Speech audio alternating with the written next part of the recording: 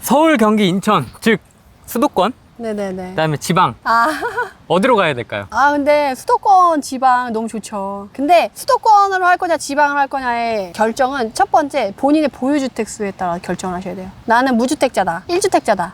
근데 그 1주택을 옮길 거다 안 옮길 거다 이에 따라서 사람이 틀려지는 것 같아요. 내가 무주택자다. 저는 돈이 얼마나 없든 무조건 수도권 먼저 보시라고 말씀드리고 싶어요. 무주택자는. 네, 물론 지방시장장이고 지금 지방이 더 가할 수도 있어요. 근데 이 지금 정책이나 대선의 영향이나 변수가 너무 많거든요. 1주택은 무조건 오래 가져갈 수 있는 거, 그리고 오래 가져가야 될 거, 아니면 여차하면 실거주라도 가능한 약간 그런 것들로 튼튼한 거를 하나 해놓고 지금 세금적인 가이드상 1주택은 무조건 비과세 받는 용도로 활용을 해야 되거든요. 1주택이 가장 세금으로서 첫 번째 주택이 유리하기 때문에 그걸 놓치고 간다 그러면 포트폴리오가 꼬여요. 그래서 무조건 1주택은 내가 봤을 때 내 모든 정말 영혼을 끌어넣어서, 뭐 영끌하라는 얘기는 아니에요. 그 영끌이 아니고 본인이 베스트한 자산, 가장 베스트한 자산을 첫 번째 주택으로 만들라는 거예요. 근데 내가 만약에 지금 1주택자인데 내가 이걸 이사할 거야. 그럼 그거를 1주택으로 만들어야겠죠. 근데 내가 이건 놔두고 두 번째 주택을 할 거야. 그러면 그 다음에 내가 취득록세라던가 자산 보유 현황에 따라서 투자금에 따라 수도권을 갈 건지 지방을 갈 건지 그거를 나누시면 좋을 것 같아요. 그래서 사실 수도권을 갈 거냐 지방을 갈 거냐는 기준은 있어요. 그게 뭐냐면 지역이 좋은 데를 가는 것보다 본인의 보유 주택 수에 따라서 결정을 하고 그 다음에 지역을 선정하셔야 돼요. 그러니까 우선순위의 선정이 틀려요. 옛날에 규제가 이렇게 심하지 않았을 때, 세금이 많지 않았을 때는 네. 좋은 지역 가서 사면 수익이 많이 나는 게 첫 번째 주택이고 세금 뭐 비과세 받고 이게 좋았어요. 근데 지금은 그게 아니에요. 세금이 먼저예요. 옛날에 세금 모르고 투자해도 괜찮아. 근데 지금 세금 모르고 투자하면 아무것도 안 남아. 세금 먹는 하마가 될 수도 있기 때문에 지금 우선 세금 1순위 두고 포트폴리오 구성한 다음에 자산 어떻게 쪼갤 건지 계획을 한 다음에 그 다음에 지역을 고르셔야 돼요. 그러니까 이건 사람의 상황에 따라 틀려지는 거예요. 그래서 본인의 포트폴리오를 어떻게 구성해 나갈지 스스로한테 물어보셔야 돼요. 그럼 우리는 다주택자잖아요. 네네. 다주택자들은 어떻게 됩니까? 다주택자들은 자산에 따라 움직여야죠. 이것도 포트폴리오가 다 다르고 자산 규모가 또 이것도 더 여기서는 스펙트럼이 더 넓어지거든요. 그렇죠, 그렇죠. 내가 그래도 한 3, 4주택, 이제 취득록세 12% 아니면 못한다. 그러신 분들은 자산에 따라 움직이셔야 돼요. 내가 자산이 지금 깔아놓은 게 너무 많다. 그러면 정리할 건 어느 정도 정리한 다음에 돈을 모아서 개수를 좀 줄이면서 가치로 오래 가져갈 수 있는 거를. 근데 지금 하기에는 어차피 세금이 너무 많잖아요. 법인으로 갈지 개인명으로 갈지 그것도 고민이 돼요. 그럼 이제 개인명으로 갈 거는 양도세가 걱정되는 애들, 그리고 장기로 가져갈 수 있는 애들, 그리고 약간 고가주택. 지금 봤을 때 3억까지는 공시지가가 나름 그래도 1억대에 머무르는 애들이 많아요. 그래서 3억대까지는 법인으로 담아도 종부세 부담은 수익이 웬만큼 받쳐준다고 하면 괜찮지 않을까. 저는 그런 생각이 들고, 네. 그 이상 된다라고 한다면 개인 명의로 들고 가서 어쨌든 지금 4년의 리스크는 항상 가져가야 되는 거라서 그렇게 보면서 자산을 꾸려나가셔야 될 것 같아요. 대선 전후로 현금을 준비해야 된다 네네네. 라고 말씀을 하셨고 어떤 이유이고 어떤 분위기에 어떻게 대응할 계획이신지. 이것도 보유주택 수에 따라 대응 체계가 좀 틀릴 것 같아요. 본인이 주택이 하나도 없다. 대선 전에 몇 개 세팅을 해놔야죠. 그런 다음에 돈을 좀 일부 남겨서 예비비라던가 리스크에 대비할 예비비 리스크비를 컨트롤할 수 있는 비를 남겨놓고, 네. 그 대선 사이에 생기는 기회가 있을 거예요. 그 기회를 잡을 마지막 물건 하나는 남겨놓는 거지. 그 기회가 옵니까? 제가 보았을 때는 올 것 같아요. 왜냐면 계속 냄새를 풍기거든요. 뉴스를 통해서 이걸 한번 하면 표를 좀 더 받을 수 있을까? 아니면 이걸 좀 하면 오히려 괜찮을까? 라고 해서 지금 조정적으로 묶여있는 지역들이 지금 아우성인 데가 많아요. 그럼 그 중에 인심 쓰는 척 하면서 그걸 풀어주는 척 하면서 약간 그런 기회들이 있어요. 근데 실제로 풀리지 않더라도 그렇게 냄새만 풍겨도 우선 사람들이 확 도니까 그럼 가격이 또 올라가거든요. 근데 그 올라간 가격은 떨어지지 않아요. 그럼 그걸 이제 뭐 그 뒤에가 암흑의 시기가 될지 환희의 시기가 될지 모르겠지만, 그렇게 했을 때 그 시기가 어느 정도 끝났을 때 이전에 샀던 걔네들은 어쨌든 결실을 맺을 거거든요. 그러니까 그 기회의 물건을 놓치지 않기 위해서 하나 정도 내가 더 살 현금은 들고 있어야 된다라는 거죠. 무주택자이거나 뭐 1주택자인데 대선 전에 몇 개 사고 현금을 보유하는 거 둘 중에 하나만 선택을 해야 돼요. 돈이 여유가 그렇게 엄청 많진 않아서. 이런 경우에는 어떻게 해야 됩니까? 사야죠. 사야 된다? 하나는 현금보다? 사야지. 하나는 사야지. 하나는 사야 된다? 그리고 나서 버티기를 할 수 있나. 내가 물건을 못 사냐 사냐의 그 관점은 내가 버틸 수 있냐 없냐. 그러니까 뒤에 암흑의 시기가 올지 환희의 시기가 올지 모르니까. 암흑의 시기가 왔어, 샀는데. 버텨야지. 버텨야지. 지금 이 기업도시 왔잖아요. 기업도시도 지금 2018년부터 지금 21년까지 3년 동안 지금 버티기를 하신 분들은 지금 환희의 시기가 왔단 말이에요. 근데 그걸 안 샀어. 근데 문제가 그거예요. 안 샀으면 그 돈을 고기 안 사 먹고 잘 모아놨으면 지금이라도 투자를 해서 수익을 볼 수 있어요. 근데 그 암흑의 시기를 겪었던 사람들은 허리띠를 졸라 맸다는 거지. 나 너무 힘들어. 버티기 너무 힘들어. 그래서 어떻게 해서든 허리띠를 졸라매고 고기도 안 사 먹고 마트도 안 가고 해서 버텼단 말이에요. 그 버틴 시기만큼 지금 이제 수익이 1, 2억 됐단 말이에요. 그러면 그걸 버틴 사람과 안 버틴 사람 간의 자산 차이는 얼마나 날 것 같아요? 1, 2억이 아니에요. 지금 난 수억이 1, 2억이 아니에요. 그 전에 샀던 금액의 그거의 대출을 버티기 위해서 그거를 갚고 있었잖아요. 그것까지 하면 어마무시해요. 그러니까 나를 조금 다그치는 거지. 힘들게 하는 거지. 괴롭히는 거지. 근데 그 이유가 되면 웃을 수 있다는 거지. 최근에 뭐 벼락거지 상대적인 박탈감에서 벗어날 수 있다는 거지. 내가 돈이 없는데 그것마저 안 하면 뭘 할 거냐는 거예요. 당연히 해야지. 돈이 없는데. 부자들은 뭘 해도 괜찮아요. 근데 부자들은 더 열심히 해. 정말 그 살얼음판을 걷는, 전 요번에 손정희님 그 뉴스 봤는데도 깜짝 놀랐어요. 뭐 있었죠? 이번에 코로나 때문에 손정희님이 정말 벼랑 끝까지 300억인가? 가 마이너스가 나가지고 손해가 나가지고 정말 그 벼랑 절벽 끝에 서 있다고 하더라고요. 근데 그분은 더 치고 나가서 더 리스크를 더 크게 해서 사업을 넓혀가지고 그걸 넘어갔어요. 그러니까 그렇게 할 수 있는 사람이 누가 있냐는 거지. 근데 부자들도 하물며 그렇게 하는데 땡전 한 푼 없는 우리는 허리띠 졸라매는 게 어렵고 그 암흑의 시기를 버티는 게 힘들고 두렵고 마냥 가만히 있으면 안 된다는 거죠. 그래서 제가 항상 말씀드리는 게 투자 수익은 리스크랑 맞바꾸는 거다. 내 불안한 마음, 내 두려운 마음 이것과 맞바꾸는 거다라고 말씀을 드려요. 암흑 시대 시작. 보유세 40%. 이러면 그래도 버틴다. 근데 만약에 그 시기가 오고 그분이 되신다고 한다면 내 집을 소유할 수 있는 기회가 줄어들어요. 근데 기존에 있는 사람 거를 몰수할 수는 없잖아요. 신규 취득을 어렵게 하겠지. 그러니까 네. 기존 사람들 걸 뺏을 수는 없어. 네 건데 내 거 내놔.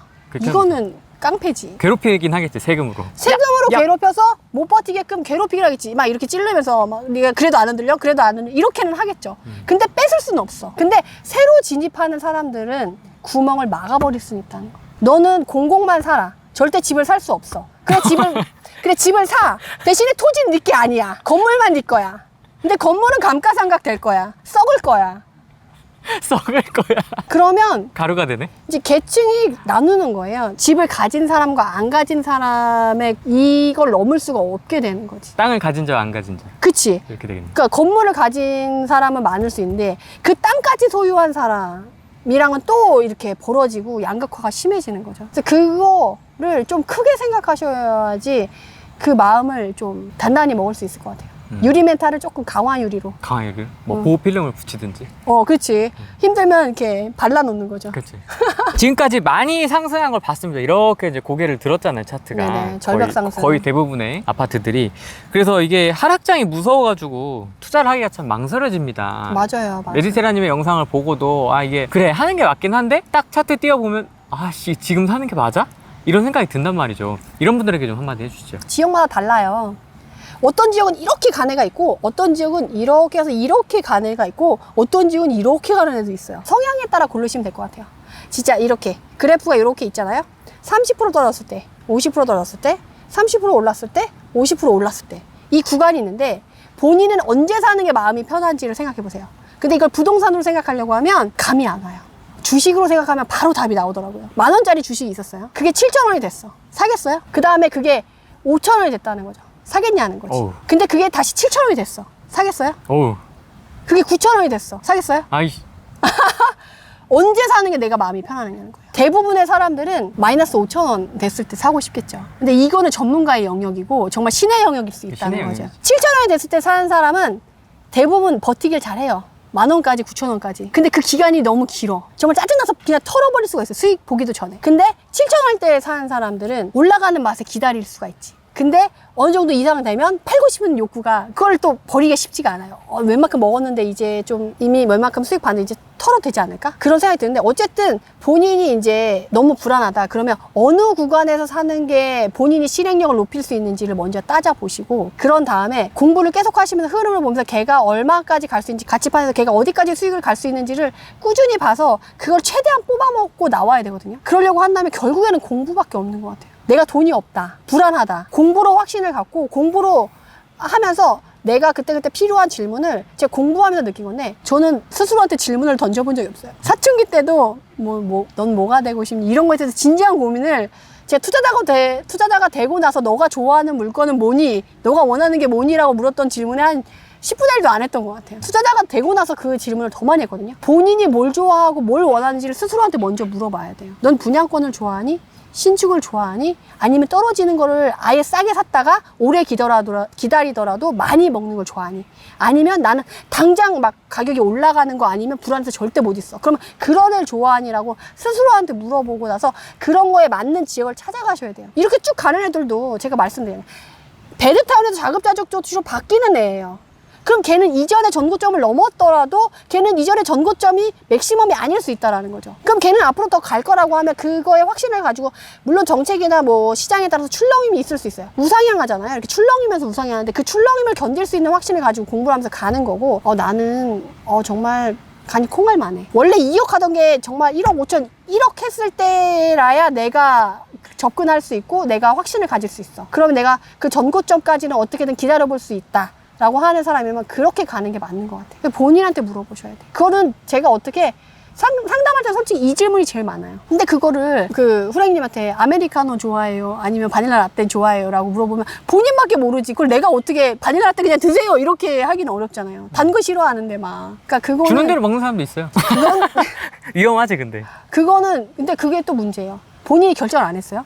남이 해줬어. 본인이 배우는 게 없어. 본인의 돈이고 본인의 물건이고 본인 건데 본인이 그거에 맞는 책임을 지지 않으면 얻는 것도 없어요. 물론 운에 의해서 수익이 날 수는 있겠지. 근데 이건 정말 말 그대로 운이에요. 그 다음 투자는 또 운에 맡겨야 돼. 근데 그거를 계속 반복하면서 살 거예요. 자기의 인생을 운에 맡길 거예요. 자신의 돈을, 그 피 같은 돈을 안 먹고 안 쓰고 정말 힘들게 정말 야근하고 이렇게 해서 정말 피 같은 돈으로 벌었는데 그 돈이 어떤 돈이라고 그걸 그렇게 날려요. 운에 맡겨서. 그러니까 본인이 그걸 책임질 수 있게끔 준비하고 확신을 갖고 움직이셔야 된다고 저는 말씀드리고 싶어요. 요런 질문도 참 저는 와닿았는데 청약이 이게 쉽지가 않아서 뭐 해도 되지가 않고 내 집 마련을 지금 해야 될 고민도 하고 있고 투자도 했으면 좋겠고 내 집 마련도 안 되고 있고 청약은 되지도 않고 돈이 있고 있으시구나. 돈은 어느 정도 있고 뭐 대출을 끌어야 되겠죠. 그런 상황인데 월세로 살면서 갭으로 하나 뭘 해야 되는 건지 아니면 청약을 계속 시도하면서 내 집 마련을 하는 게 맞는 건지 고민이 됩니다. 이것도 다 상황마다 다를 거예요. 시간이 많으신 분은 청약을 기다리기에는 너무 그 시간이 아깝죠. 그러니까 저 같은 성향은 청약을 안 기다려요. 그래서 요새 경매도 안 하잖아요. 낙찰이 안 되니까 폐찰이 되니까 그 시간이 너무 아까워. 그 시간에 차라리 금매가 없어졌으면 그것만큼 경매로 받은 것만큼 싸게 받을 수 있는데 그 시간이 아까워. 청약도 청약을 대기하는데 버리는 그 기회비용이 전 너무 아깝거든요. 그래서 나는 시간이 없고 돈이 없고 안전하게 정말 리스크 없게 그냥 본인 실거주하면서 그냥 그거를 이사 다니면서 자산을 천천히라도 하고 싶다. 그런 분들은 청약을 기다리셔도 돼요. 그리고 청약 가점도 높고 우선 가점이 높아야 돼요. 가점 정말 1도 없는데 기다린다. 그건 아니지. 그건 아니지. 그래서 요새 청약 그 강의하시는 분들도 가점 없으면 하지 말라 그래요. 청약 분양하지 말라 그래요. 그럴 정도로 지금 너무 가점이 없으면 어려운 시장이고 그건 그냥 시간을 버리고 스스로한테 희망 고문을 하는 거예요. 그러니까 가점이 좀 있다. 그 본인은 그냥 천천히 욕심 없이 그냥 실거주 몇 번 이사하면서 자산을 늘리고 그냥 그렇게 가겠다. 라고 하면 그렇게 가지만 난 좀 공격적으로 빠르게 하고 싶다. 그 월세 살고 싶다 하는 분은 좀 공격적인 거예요. 내가 실거주를 월세를 살더라도 투자에 좀 적극적으로 해보겠다는 의지가 좀 담겨 있는 건데 그렇다고 한다면 아까 말씀드린 똘똘한 거 하네. 자기 자산 내에서 최대한 쪼갤 수 있는 거에서 가장 큰 덩어리를 1주택으로 먼저 만들어 놓고 공시지가 1억이야 뭐 이런 걸 해요. 그러면서 이것도 솔직히 만약에 남명의가 있다. 그럼 남명의로 하든지 아니면 본인 명의로 하든지 그거는 이제 본인의 상황에 따라 틀리겠죠. 그리고 만약에 청약을 하고 싶다 그러면 그 다음 순위로 찾아보는 게 맞죠. 근데 나중에 지금은 막 분양시장이 핫하고 막 미분양도 없고 막 이러지만 또 그런 시기가 오거든요. 미분양이 쌓이고 줍줍이 널리고 건설사에서 어서 옵시오. 어떻게든 내가 다 대우를 우대를 해주겠으니 어떻게든 내 물건을 좀 떠안아 주세요. 이럴 때가 또 오거든요. 그러면 그때 새 집 가셔도 되거든요. 그러니까 내가 당장 갈 거냐 그 기회비용 시간을 날릴 거냐 안 날릴 거냐를 스스로한테 물어보시는 게 제일 맞는 것 같아요. 저 같으면 안 하겠다. 청약 대신 투자를 하겠다. 네네. 왜냐면 단타로 해도 그 버리는 시간보다는 차라리 움직이는 게 더 낫다고 저는 생각이 들거든요. 그래서 제가 청약을 안 하나 봐요, 분양을. 이게 스타일이 다 다른 것 같아요. 네네네네. 올룡이님 같은 경우에는 계속 그 청약을 해가지고 당첨되고 당첨시키고 약간 이런 스타일이고 네네네. 메이테라님은 그 투자지역 분석반 이런 걸 통해서 계속 구축이나 준신축. 준신축이나 저평가된 거 찾아서 이렇게 얘기해주고. 사실 여기 있는 이런 애들도 신축인데 이런 애들도 갭이 붙었으니까 얘네들을 다 할 수가 있죠. 솔직히 저는 신축, 준신축, 구축 안 가리고 다 하는데 기본 조건이 맞는 애들을 하는 거죠. 그리고 그게 깊게 파다 보면 방법이 또 나오고 또 나오고 또 나오고 세밀하게 나오고 더 좋은 전략이 나오고 막 이래요. 그러니까 월요일님도 그쪽으로 파시는 거고 저도 이쪽으로 파는 거죠. 그러니까 본인도 팔 거를 정하셔야 돼. 여기서 더 팔 수가 있는 거예요? 지금 다 온 거 아니에요? 아니요. 딱 어. 핵까지 온 거 아니에요? 핵? 아니에요. 저 최근에 한 번 더 파면 이것도 있구나. 다시 한번 느꼈어요. 정말 고민은 하면 할수록 발전할 수 있구나. 쥐어 짜면 짤수록. 끝이 없구나. 네, 마른 오징어에서 물은 계속 나오는구나. 계속 나오는구나. 네, 아직 완전 마르진 않았잖아요. 오징어가 없는 게 아니잖아. 오징어가 있으면 짜면 나와요. 규제 정책이 되면 될수록 트레이닝이 너무 잘 되는 것 같아요. 단단하게. 네, 성장하는 거지. 이번 시장을 정말 슬기롭게 현명하게 잘 대처할 수 있다면 어느 시장에서건 살아남을 수 있고 이제 투자를 할 수 있고 수익을 남길 수 있다. 트레이닝이 제대로 됐다. 거기에 이제 내년에 끝판왕이 만약에 이제 등장하시면은 이제 그때 5년의 트레이닝이 아주 빡세죠. 네. 그때 이제 버티기 트레이닝이 들어가는데 그때 잘 버티면 아마 향후 40년 동안은 편하지 않을까. 그렇게 되죠. 이제 사다리가 없어지는 거니까. 그런 캐릭터가 없거든요. 근데 좀 걱정이긴 해요. 네, 원주 기업 도시를 끝으로 저희가 이제 이번 현장답사 3부작이죠. 3부작 어떻게 보면. 네, 3부작 시리즈를 마치겠습니다. 끝으로 뭐 하고 싶은 이야기 있으시면. 이번에 3부작을 이제 후랭이님 기획하에 하게 됐는데 반응이 어떨지 되게 걱정이 돼요. 그래서 저도 궁금해요. 네, 반응이 좋으면 앞으로도 또 이렇게 자주 찾아뵐 수 있을 것 같고 안 좋으면 여기가 끝. 원주가 마지막.